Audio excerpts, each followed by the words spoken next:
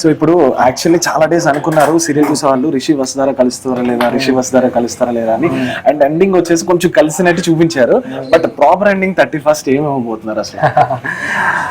Proper ending నేను చెప్తే బాగుండదు, బట్ రిషిధార అనేది ఎప్పుడు వాళ్ళ మధ్య ఆ విడుదల అనేది ఉండదు. అది వాళ్ళ రిషిధార అనే అది ఎప్పటికీ కూడా ఉంటుంది నాకు తెలిసి.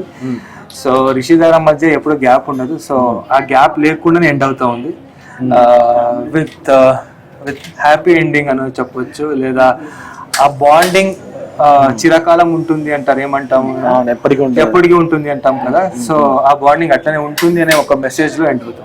సో అండ్ ఇంకొక విషయం, మీ ఫ్యాన్స్ కి ఇక్కడ ఫ్యాన్స్ కి తెలియకపోవచ్చు, తెలిసి ఉండొచ్చు, ఇప్పుడు కన్నడలో మీరు ఒక సినిమా చేయబోతున్నారు, ప్రియమైన నీకు అని చెప్పేసి. ఏంటి అది, ఏంటి ఎంట్రీ అనుకోవచ్చా? ప్రియమైన నాన్నకు అని తెలుగులో, అండ్ ఇంకొకటి అంటే సేమే కన్నడలో తీర్థ రూప తందేవరికి అని. సో యా, గీత శంకరం తర్వాత ఈ ప్రాజెక్ట్ కమిట్ అయ్యాను. సో రెండు నెక్స్ట్ ఇయర్ లోనే వచ్చేస్తుంది. యాక్చువల్లీ ఈ ఇయర్ ఎండ్ లో గీత శంకరం వస్తుంది అనుకున్నాను, కానీ నెక్స్ట్ ఇయర్ కి పోస్ట్ పోన్ అవుతా ఉంది. So Geetha Shankaram back to back ప్రియమైన నాన్నకు తీర్థ రూప తందేవరికి కూడా వస్తాం.